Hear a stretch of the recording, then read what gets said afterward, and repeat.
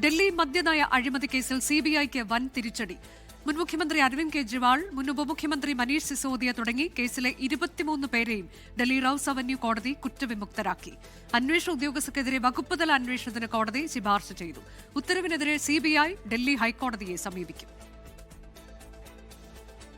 മദ്യനയ അഴിമതി കേസിൽ അരവിന്ദ് കെജ്രിവാൾ 156 ദിവസവും മനീഷ് സിസോദിയ 530 ദിവസവുമാണ് ജയിലിൽ കഴിഞ്ഞത്. അഴിമതിക്കായാണ് മദ്യനയമെന്ന സിബിഐ വാദം തള്ളിയാണ് 23 പേരെയും കോടതി വെറുതെ വിട്ടത്. കുറ്റകരമായ ഗൂഢാലോചന തെളിയിക്കാനായില്ല. സാക്ഷിമൊഴികളുടെ അടിസ്ഥാനത്തിൽ മാത്രം കേസെടുക്കാനാകില്ലെന്നും കോടതി. അന്വേഷണം നടത്തിയ സിബിഐ ഉദ്യോഗസ്ഥർക്കെതിരെ വകുപ്പുതല നടപടിക്ക് ശുപാർശയുണ്ട്. വിധിയിൽ പൊട്ടിക്കരഞ്ഞായിരുന്നു അരവിന്ദ് കെജ്രിവാളിന്റെ പ്രതികരണം.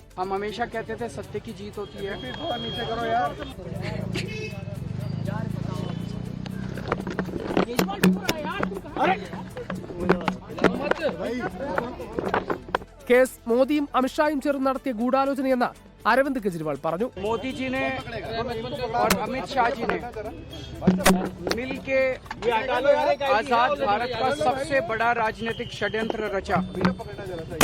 आम आदमी पार्टी को खत्म करने के लिए आम आदमी पार्टी के सबसे बड़े 5 नेताओं को जेल में डाल दिया गया.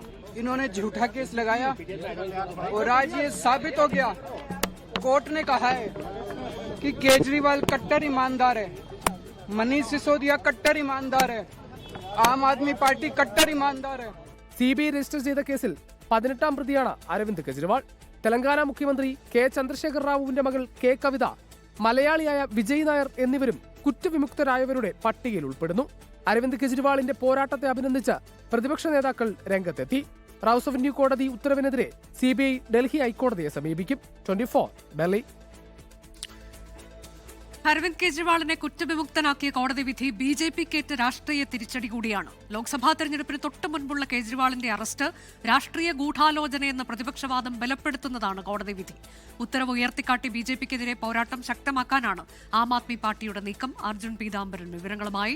അർജുൻ, ഇത് കോൺഗ്രസും ആദ്യം ഉന്നയിച്ച വിഷയമാണെന്ന് നമുക്കറിയാം. പക്ഷേ ബിജെപിയെ സംബന്ധിച്ച് ഈ പാർട്ടിയെ തന്നെ ഇല്ലാതാക്കുക എന്നവരുടെ ലക്ഷ്യം അത് ഏറെക്കുറെ നടപ്പാക്കാൻ അവർക്ക് കഴിഞ്ഞു. ഡൽഹിയിൽ ഉൾപ്പെടെ ഭരണം പിടിച്ചത് നമ്മൾ കണ്ടതാണ്. ഇനിയിപ്പോൾ ഒരു ശക്തമായ രണ്ടാം വരവ് ആം ആദ്മി പാർട്ടിക്ക് ഉണ്ടാകും, ഊർജം സംഭരിച്ചുകൊണ്ട് എന്നതാണോ നമ്മൾ കാണേണ്ടത്? 4 മണിക്ക് മാധ്യമങ്ങളെ കാണാനിരിക്കുകയാണല്ലോ അരവിന്ദ് കെജ്രിവാൾ.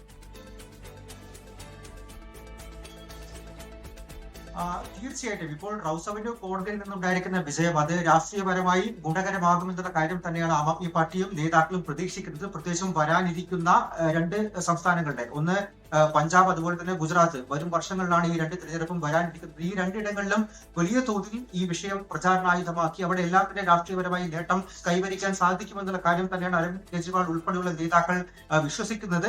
ഏറ്റവും പ്രധാനമായിട്ട് ഈ മദ്യനയ അഴിമതി തന്നെയായിരുന്നു 2025 ഡൽഹി നിയമസഭാ തെരഞ്ഞെടുപ്പ് നടന്ന സമയത്ത് അതിൽ അധികാരം നഷ്ടപ്പെടാൻ ആം ആദ്മി പാർട്ടിയെ കാരണക്കാരിലാക്കിയിട്ടുള്ള ഒരു അഴിമതി എന്ന് തന്നെ പറയേണ്ടിയിരിക്കുന്നു. അങ്ങനെ വിശേഷിപ്പിക്കേണ്ടിയിരിക്കുന്ന ഈ മദ്യനയ അഴിമതി കേസിനെ അത് ആദ്യഘട്ടത്തിൽ ഉന്നയിച്ചത് കോൺഗ്രസ് ആണെങ്കിൽ പോലും പിന്നീട് ആ ഒരു സാധനം, ആ ഒരു അഴിമതി എന്ന് പറയുന്നത് ഒരു തുറുപ്പുചീറ്റാക്കി ബിജെപി മാറ്റിയിരുന്നു. അത് ലോക്സഭാ തെരഞ്ഞെടുപ്പിലും ആം ആദ്മി പാർട്ടിക്ക് വലിയ തിരിച്ചടി ഉണ്ടാക്കി കൊടുത്തത് തന്നെയാണ്. ഇന്ന് വൈകിട്ട് 4 മണിക്ക് അരവിന്ദ് കെജ്രിവാൾ മാധ്യമങ്ങളെ കാണുമെന്നുള്ള കാര്യം അറിയിച്ചിട്ടുണ്ട്. അതിൽ ബിജെപിക്കെതിരെയും കേന്ദ്ര സർക്കാരിനെതിരെയും രൂക്ഷമായിട്ടുള്ള വിമർശനം തന്നെയായിരിക്കും ഉണ്ടായിരിക്കുക. വരും ദിവസങ്ങളിലും ഇപ്പോൾ ഇതിനോടകം തന്നെ മറ്റ് സംസ്ഥാനങ്ങളിലും പ്രതിപക്ഷ പാർട്ടികൾ അരവിന്ദ് കെജ്രിവാളിന്റെ പോരാട്ടവും അദ്ദേഹത്തിന് കോടതിയിൽ നിന്ന് ലഭിച്ചിരിക്കുന്ന വിജയവും അത് വൻതോതിൽ ആഘോഷിക്കുന്നുണ്ട്. അതെല്ലാം തന്നെ പ്രതിപക്ഷ പാർട്ടികൾക്ക് മറ്റ് സംസ്ഥാനങ്ങളിലും ആത്മവിശ്വാസം നൽകുന്നതാണ്. പ്രത്യേകിച്ചും പശ്ചിമ ബംഗാളിലും ആസാമിലും അടക്കം വരും മാസങ്ങളിൽ തെരഞ്ഞെടുപ്പ് വരുന്നൊരു സാഹചര്യം കൂടി നിലനിൽക്കുന്നത് കൊണ്ട് തന്നെ എന്തായാലും ഈ ഒരു വിജയം അത് രാഷ്ട്രീയപരമായി ഉപയോഗപ്പെടുത്താൻ തന്നെയാണ്. അതും ഗുജറാത്തിലും പഞ്ചാബിലും തെരഞ്ഞെടുപ്പ് അടുക്കുന്ന സമയത്ത് ആം ആദ്മി പാർട്ടിക്ക് നിലവിൽ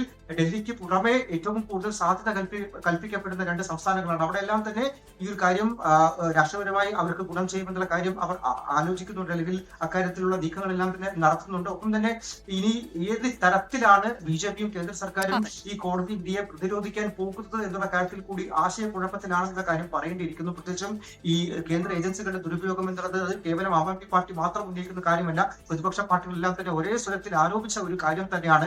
അക്കാര്യത്തിൽ ഇപ്പോൾ തിരിച്ചടിയായി കൂടെ വന്നിരിക്കുന്നു. ഇനി ഏത് തരത്തിൽ പ്രതിരോധിക്കുമെന്നുള്ള കാര്യം കണ്ടറിയേണ്ടിയിരിക്കുന്നു. സിബിഐ ഇപ്പോൾ എന്തായാലും ഹൈക്കോടതിയെ സമീപിക്കാൻ ഒരുങ്ങുകയാണ്. എന്നാൽ അപ്പോൾ പോലും റൌസ് അവന്യൂ കോടതി സിബിഐക്കെതിരെ, സിബിഐയുടെ അന്വേഷണ ഉദ്യോഗസ്ഥർക്കെതിരെ വകുപ്പ് തല നടപടി എടുക്കാൻ വേണ്ടി ശുപാർശ ചെയ്തതടക്കം കേന്ദ്ര സർക്കാരിനും ഇനി അന്വേഷണ ഏജൻസികളും എല്ലാം തന്നെ ഒരേ രീതിയിൽ തിരിച്ചടി നൽകുന്നത് തന്നെയാണ്. അതാണ് പ്രധാനമന്ത്രി നരേന്ദ്രമോദി ഉൾപ്പെടെ ഇത് വലിയ തെരഞ്ഞെടുപ്പ് പ്രചരണ ആയുധമാക്കി ഉപയോഗിച്ചതാണ്. ഇപ്പോൾ അവരുടെ ഭാഗത്തുനിന്ന് ഇതുവരെ ഒരു പ്രതികരണവും രാഷ്ട്രീയ പ്രതികരണവും ഈ വിഷയത്തിൽ വന്നിട്ടില്ല. ലോകത്തെവിടെയായാലും ഏത് സമയത്തും 24 വാർത്തകളും ഓഗ്മെന്റഡ് റിയാലിറ്റി പാക്കേജുകളും എക്സ്പ്ലെയിനറുകളും വിശദമായി കാണാൻ ഞങ്ങളുടെ യൂട്യൂബ് ചാനൽ നിങ്ങൾക്ക് സബ്സ്ക്രൈബ് ചെയ്യാം.